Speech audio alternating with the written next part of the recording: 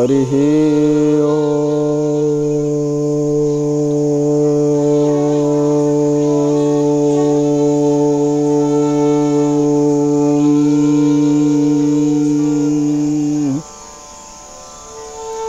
ध्येयं सदा परिभवग्नमभीष्टदोहं तीर्थास्पदं शिवविरञ्चिनुतं शरण्यं वृत्यार्थिहं प्रणतपालभवाब्धिपूतं वन्दे महापुरुषते चरणारविन्दम्।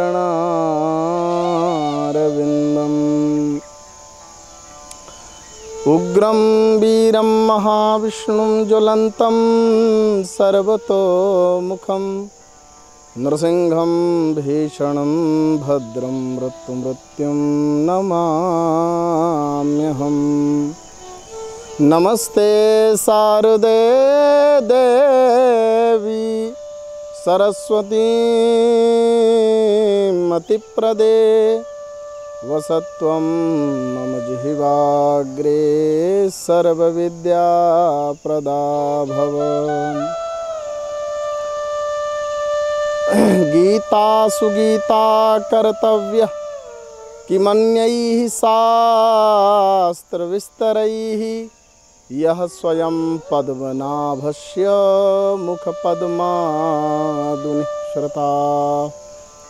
वसुदेवसुतं देवं कंसचारूणमर्दनं दे जगद्गुरुं सर्वोपनिषदो गावो दुग्धा गोपालनन्दन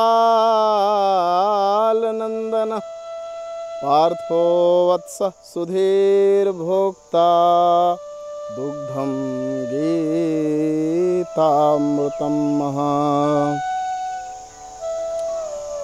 हरि ओम तत्सत, हरि ओम तत्सत, हरि ओम तत्सत। आइए 2 बार भगवान का नाम लें। श्री कृष्ण गोविंद हरे मुरारे, हे नाथ नारायण वासुदेवा। श्री कृष्ण गोविंद हरे मुरारे, हे नाथ नारायण वासुदेवा। एक नाथ स्वामी सखा हमारे, एक नाथ स्वामी सखा हमारे, हे नाथ नारायण वासुदेवा। श्री कृष्ण गोविंद हरे मुरारे, हे नाथ नारायण वासुदेवा। देह अंत काले तुम सामने हो, मुरली बजा के मन को लुभाते। देह अंत काले तुम सामने हो, मुरली बजा के मन को लुभाते। कृष्ण नाम लेकर मैं तर जाऊं स्वामी, हे नाथ नारायण वासुदेवा। श्री कृष्ण गोविंद हरे मुरारे, हे नाथ नारायण वासुदेवा, हे नाथ नारायण वासुदेवा।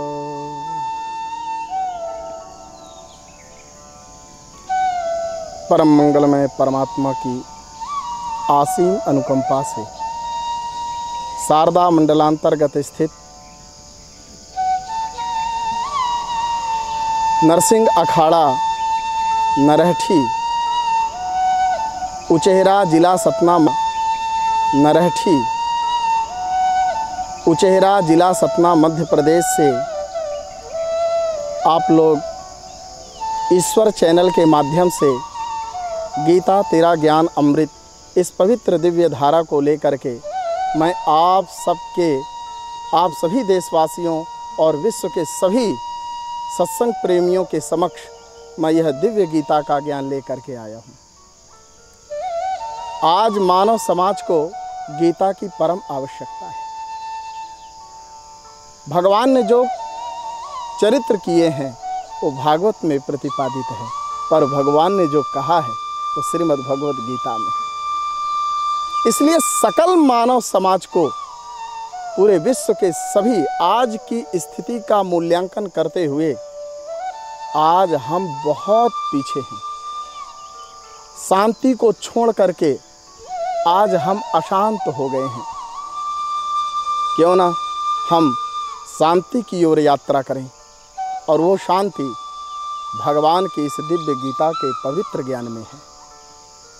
मैं सभी देशवासियों से करबद्ध प्रार्थना करते हुए निवेदन करता हूँ कि गीता जैसा ये ज्ञान भूतो न भविष्यति, संपूर्ण ग्रंथों में, वेदों में, उपनिषदों में,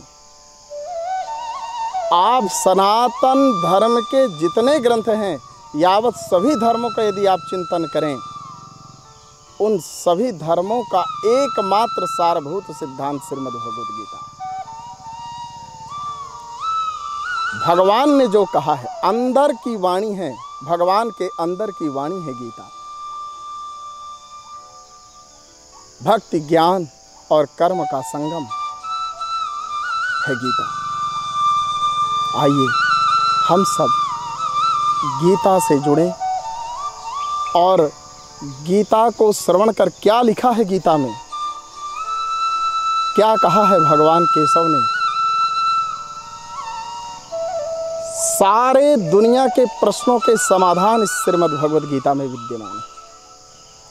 इसलिए मैं पूरे विश्व में गीता का प्रचार करना चाहता हूँ। इसलिए बड़े भाव और श्रद्धा निष्ठा के साथ आप मुझसे जुड़ें, और जब तक हम सब लोग नहीं मिलकर के गीता जी का प्रचार करेंगे तो एक नई क्रांति का निर्माण होगा। आइए एक सुंदर देश का निर्माण करते हैं, सुंदर संस्कृति का निर्माण करते हैं, दिव्य संस्कारों का निर्माण करते हैं। गीता से जुड़ करके गीता प्रेमी बने और गीता को आत्मसात करके जीवन को जीने की शैली, मैं कहता हूँ हमेशा, जिसको गीता आ गई उसको जीवन जीना आ गया। यदि जीवन को जीना है तो गीता से जुड़िए और गीता से जुड़ करके गीता का प्रचार करिए, और ये गीता का ज्ञान ना जाने कितने लोगों का मस्तिष्क खोल देगा। क्या कहा है केशव ने, बहुत सारे लोग हैं जो गीता को जानते हैं, पर बहुत सारे ऐसे भी लोग हैं जो गीता को नहीं जानते हैं। उन जो नहीं जानते हैं उन तक ये गीता का संदेश पहुंचाना होगा। टीवी चैनल के माध्यम से जितने भी आध्यात्मिक चैनल आते हैं, आस्था से लेकर के शुभ टीवी पर्यंत, मैं सभी चैनल वालों से यही कहूँगा कि यह गीता का पवित्र ज्ञान पूरे देश में फैलाओ, और तभी एक गोल्डन वर्ल्ड की स्थापना होगी, एक सुंदर भारत का निर्माण होगा, सुंदर विश्व का निर्माण होगा। सकल मानव समाज का निर्माण गीता पर आधारित है। आइए गीता पर सबसे पहले मैं गीता का संक्षिप्त परिचय देना चाहूँगा। गीता जी में 700 श्लोक हैं और इसमें 5 छंद हैं। कौन कौन से? पहला अनुष्टुप, दूसरा इंद्र वज्र, तीसरा उपेंद्र वज्र, चौथा उपजाति, पांचवा विपरीत पूर्वा। अनुष्टुप छंद में 645 श्लोक हैं। इंद्र वज्रा में 10 श्लोक हैं। उपेंद्र वज्रा में 4 श्लोक हैं। उपजाति में भी 37 श्लोक हैं और विपरीत पूर्वा में 4 श्लोक हैं। अब गणना कर लीजिए, 645 प्लस 10 प्लस 4 प्लस 37 प्लस 4 बराबर 700। ये 700 श्लोकों का एक मानक है। आप लोगों को ये बताना बहुत आवश्यक है, परम आवश्यक है। श्रीमद् भगवद गीता के पवित्र रचनाकार जिन्होंने वेदों का भाष्य किया और पुराणों की रचना की, वेदों के दुरूह कठिन से कठिन मंत्रों को सरल करके महर्षि वेद व्यास जी ने हम कलयुग के सभी कलुषित प्राणियों के लिए पुराण की रचना किया। ऐसे श्री महर्षि वेद व्यास जी महाराज चारों वेदों का विभाग करके पुराणों की रचना करके, उनका एकमात्र उद्देश्य था महर्षि वेद व्यास जी का, तस्मात् केन पिपायेन मनः कृष्णे निवेशयेत्, किसी भी प्रकार से व्यक्ति का मन परमात्मा में लगे। इसलिए इतना बड़ा आयाम महर्षि वेद व्यास जी ने किया। व्यास का अर्थ ही है विस्तारयति इति व्यासः। तो जो विव्यास अर्थात जिन्होंने पूरे ग्रंथों का, सदग्रंथों का जो है विस्तार किया है, ऐसे महर्षि वेद व्यास जी इस श्रीमद् भगवद गीता के रचनाकार हैं। महाभारत के युद्ध दोनों सेनाओं के मध्य भगवान श्री कृष्ण और अर्जुन का यह दिव्य संवाद है। ये पूरी गीता का जो संवाद है, उस संवाद में एक संक्षिप्त वैशंपायन और जन्मेजय के संवाद पहला संवाद है। वैशंपायन और जन्मेजय के संवाद के अंतर्गत ही धृतराष्ट्र और संजय संवाद आता है। धृतराष्ट्र और संजय के संवाद के अंतर्गत भगवान श्री कृष्ण और अर्जुन संवाद आता है।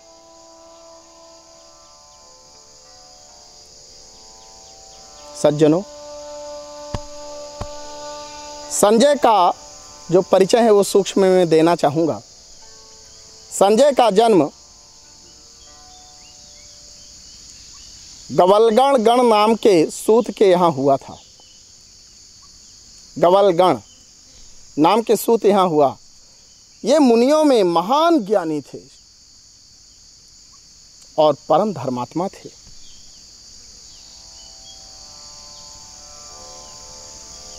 गीता के और श्री महाभारत के आदि पर्व में 63वें अध्याय के 97वें श्लोक में संजय जी का परिचय दिया है। लिखा है, संजयो मुनिकल्पस्तु जज्ञे सूतो गवलगणात्।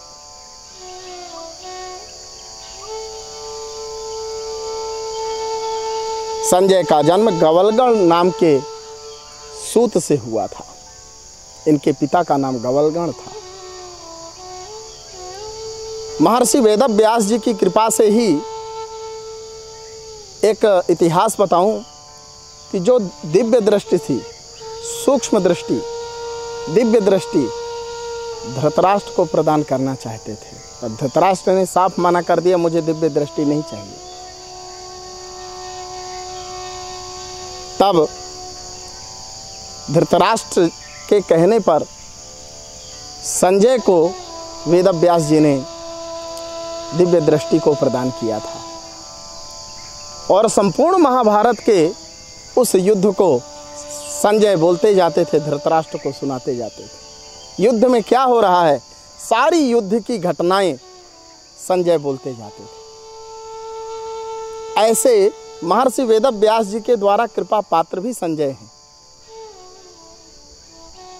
और धृतराष्ट्र के मंत्री भी थे।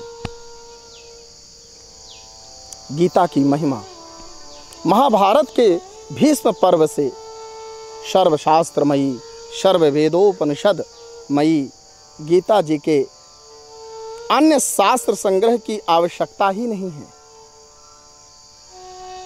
भगवान जनार्दन के मुख कमल से निकली हुई यह पवित्र गाथा गीता गीता सुगीता कर्तव्यः किमन्यैः शास्त्र विस्तरैः यः स्वयं पद्मनाभस्य मुख पद्माद्निःसृताः। गीता सुगीता कर्तव्य, गीता को सुगीता करो। गीता क्या है?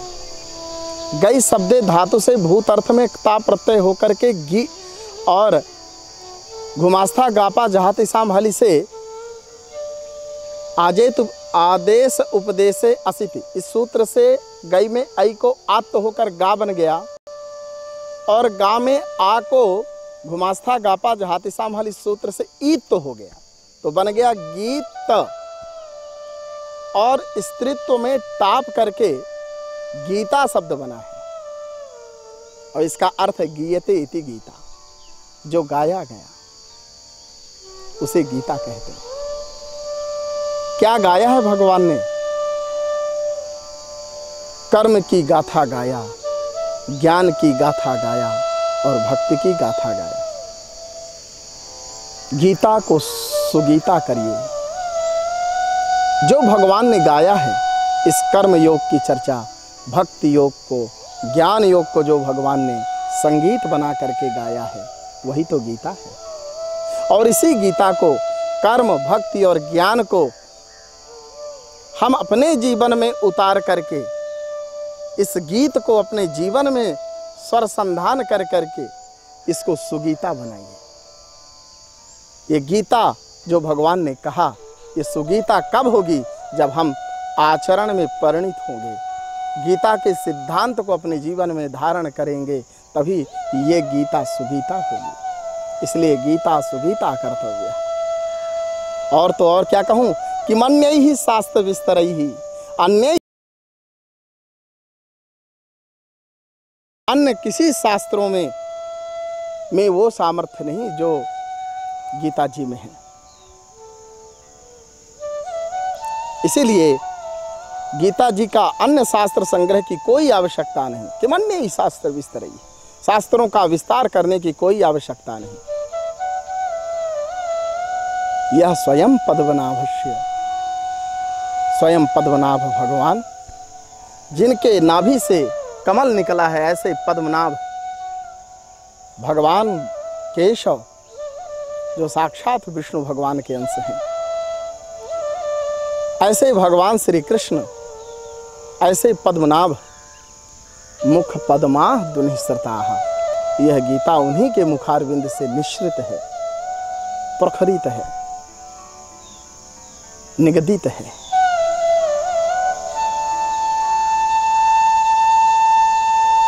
मल निर्मोचनम पुंसाम जल स्नानम दिने दिने सकृद गीतांभसि संसार मलनाशनम। संसार का मल का नाश कैसे होगा? संकेत दूं,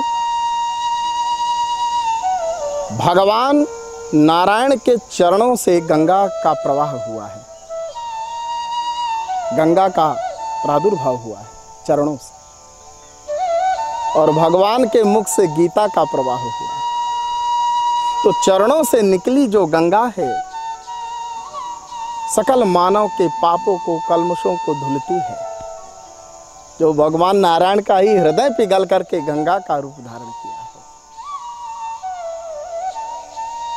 देवी भागवत में इसका बड़ा बृहद वर्णन है। कभी ईश्वर इच्छा होगी तो देवी भागवत के माध्यम से बड़ा विस्तार करना। भगवान का हृदय ही पिघल करके गंगा में परिणित हुआ है। और जो भगवान के मुख से निकली हुई गंगा है, ये गंगा शरीर को धुलती है, पाप को धुलती है, पर अंतःकरण को कौन धुलेगा? अंदर के मामले को कौन धुलेगा? तो उसके लिए गीतांभसि, अंभसि कहते हैं जल को, गीता रूपी पवित्र जल में, गीतांभसि, इस गीता रूपी अंभस में, गीता रूपी जल में, पवित्र जल में जो भी साधक, जो भी पुण्यात्मा, जो भी सज्जन, जो भी परमहंस, जो भी योगी स्नान करता है संसार मलनाशम। संसार का जो मल है, संसार का मल क्या है? माया ही मल है। माँ से मल, माँ से माया। ये मल माया रूपी जो मल है, माया के कारण ही हम अज्ञान में हो जाते हैं और अज्ञान के कारण हम सब कुछ अनर्गल कर डालते हैं। अज्ञान ही हमको गलत दिशा देता है।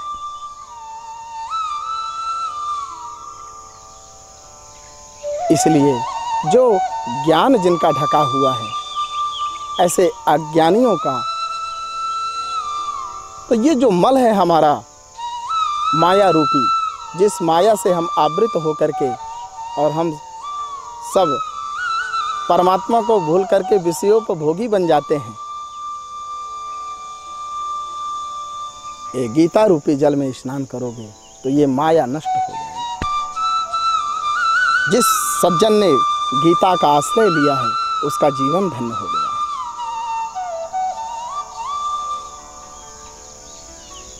मैं कहूं, स्वयं भगवान गोविंद ने संसार के मूल श्रीमद् भगवद गीता को परम प्रयोजन माना है। अविद्या का नाश इस श्रीमद् भगवद गीता से हो जाएगा, क्योंकि अर्जुन को मोह हुआ था। अभी उसकी चर्चा मैं आगे करूंगा। केवल मैं आज गीता के विशिष्ट महिमा की चर्चा कर रहा हूं। तो मोह को हटाने के लिए परमात्मा ने इतना बड़ा उद्यम किया। यही है संसार मल, मोह। पूरी गीता में, गीता को महाभारत जैसे युद्ध के क्षेत्र में कहने की आवश्यकता नहीं थी। बाद पहले भी कह सकते थे भगवान, पर पहले नहीं किया, क्योंकि कहते हैं समय पर ही ज्ञान का महत्व होता है। वस्तु, स्थान और समय, समय जो जैसा अनुकूल होता है उसी अनुकूलता में उसका ज्ञान भी सार्थक होता है। आप किसी को ऐसे ही ज्ञान दे देंगे, उसकी महत्वता, उसकी कोई महत्वता नहीं होगी। पर यदि वो परिस्थिति से जूझ रहा है, उस समय आप ज्ञान दोगे तो ज्ञान की एक सार्थकता होगी। इसलिए मैं सकल साधकों से यही निवेदन करूंगा, मोह ही हमारे जीवन का पतन का मूल है। मोह, क्योंकि गोस्वामी तुलसीदास जी महाराज ने भी श्री रामचरितमानस में स्पष्ट रूप से कहा है। क्या कहा? मोह सकल व्याधिन कर मूला। मोह जो है सकल व्याधियों का, आदि व्याधियों का मूल है, कारण है।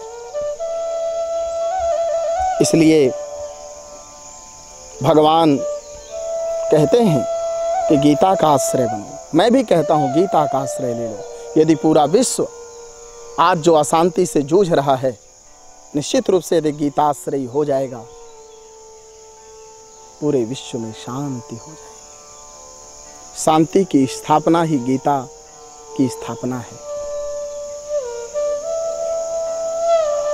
12 पुराण में भगवान स्वयं केशव ने कहा है, गीताश्रयो हम तिष्ठामि, गीता में चोत्तमं गृहम्, गीता ज्ञानमुपाश्रित्य त्रीन् लोकान् पालयाम्यहम्।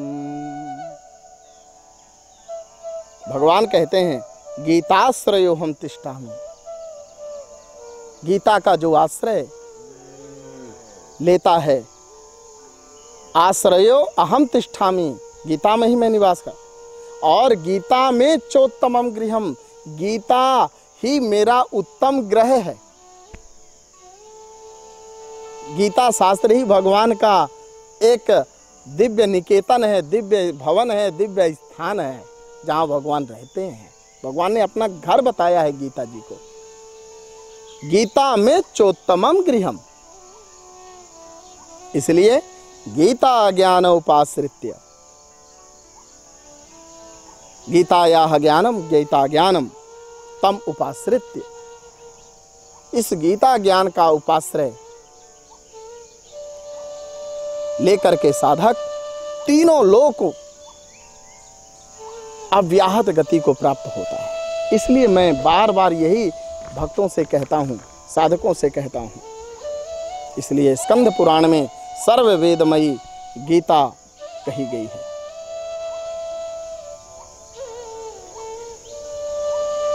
इसलिए स्कंद पुराणे सर्ववेदमयी गीता निगदितम, पद्म पुराणे चापि गीतायाः प्रत्यध्यायस्य महात्म्य मुट्टंकितम, इतिहास पुराणादिषु प्रतिस्थलमेत माहात्म्यं गीतायाम् अस्ति। अन्य पुराणों में भी गीता की बड़ी दिव्य महिमा गाई गई है।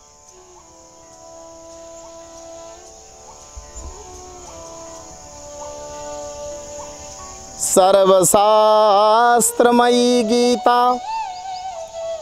सर्वदेवमयो हरि, सर्वतीर्थमयी गंगा सर्ववेदमयो मनुः।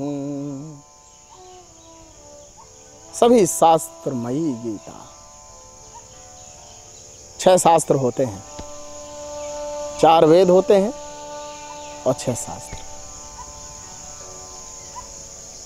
ज्योतिष, व्याकरण, शिक्षा, कल्प, छंद और निरुक्त, ये 6 शास्त्र हैं। यहाँ कहते हैं सभी शास्त्रों को मिला करके यदि बनाया जाए तो गीता, सर्वशास्त्रमयी गीता।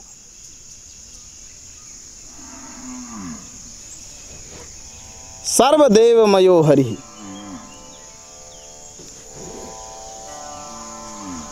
सभी शास्त्र में गीता है। और सर्वदेवमयो हरि, सर्वेषां देवानां मयः हरि, सभी देवों में भगवान श्री हरि। शास्त्रों में गीता, सभी देवों में श्री हरि नारायण, और सर्व तीर्थों में गंगा, सर्व तीर्थमयी गंगा, सभी तीर्थों में गंगा, और सर्ववेद मयो मनु, और सभी वेदों में मनु। इसलिए महाभारत के